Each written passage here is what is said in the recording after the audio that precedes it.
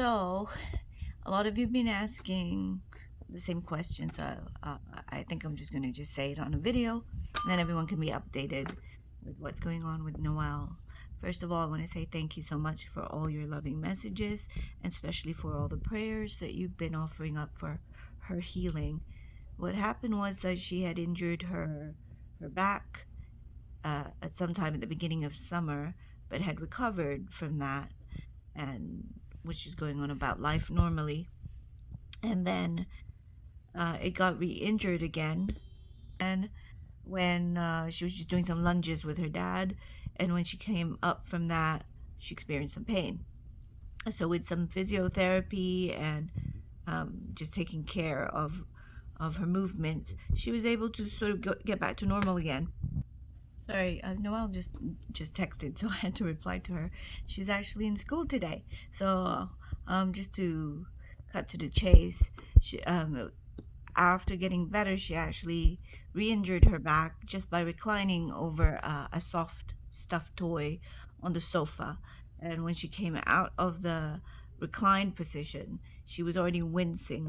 And from that time, she was experiencing a lot of pain on her lower back down to her hamstring, her hamstring, and then just wasn't able to walk right anymore. She couldn't even find a comfortable position to sleep in, and then getting out of a sleeping position was difficult for her. Excuse me.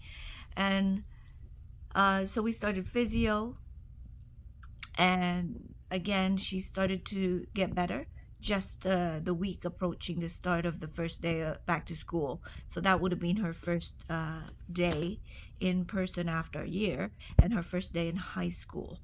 But unfortunately, over that weekend before school, she and her sister and her dad went on a hike, which wasn't really advisable. Wasn't the best choice of activities to do.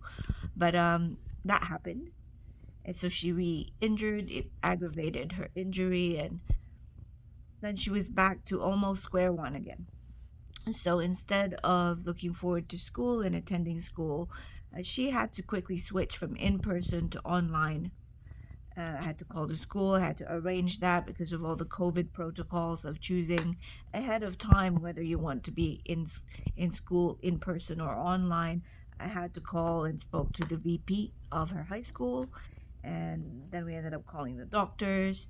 She ended up going to Sick Kids Hospital because my ex had contacted some of the orthopedic surgeons from Markham Stouffville Hospital who he was in contact with before, but we never really ended up hearing from them. And my chiropractor and her chiropractor also recommended that we really should go to Sick Kids because they offer more of an integrated healthcare, and they specialize on kids, and they would also recognize that it's not, sometimes it's not just a physical injury, but it could also be partly a manifestation of what's going on behind the scenes. So with the stress and the emotional and mental health stress that's been on her because of the separation, and obviously things like that play a role in our immune system, and we just wanted to make sure we looked at everything and all the boxes were checked off. So she did end up going to Sick Kids.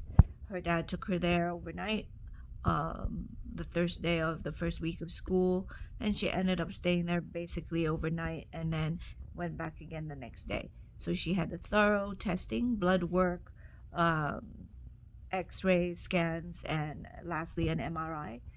And so she missed a couple of days of school and was on pain meds, and it's been really hard to just see her be in pain, and at such a young age. She's 13, so thank you for your prayers and your concern. And today she's about to come home from her first day in person um, at her high school, so I'm overjoyed. I'm trying not to cry right now, but she's texting me because she's gonna be catching a ride back soon with Tita Jan, because Haley, her god sister, goes to the same high school. I'm just so grateful. I'm so relieved. That was a tough few days, tough 2 weeks to go through everything, and on top of everything else. So here I was thinking that it was going to be tough for Michaela, to attend school for the first time in senior kindergarten, but she's loved school so far and it's been great. And I get to kind of take a peep and spy on her from across the street whenever they're at recess. Uh, but it was really unexpected and tough to see uh, after everything that Noelle's been through, uh, to go through what she's had to go through with this pain and misorientation, and I was hoping that the anxiety of all that would not be building up on top of everything else. But please continue to pray for her. There will be a follow-up in 4 weeks, so she will be going back to Sick Kids for more re-imaging, x-rays, and another MRI. They still need to figure out what the real root of this is, but they have ruled out any infection. They've ruled out any malignancy, thank God. And so I think we might be looking at, I'm forgetting what it's called, juvenile rheumatoid arthritis. And I'm still hoping that's not it, but I'm thankful to God that it is nothing more serious. And I pray for her continued recovery. So thank you so much for thinking of us and thinking of Noelle. Thank you for your continued prayers for her. Love you all. Bye.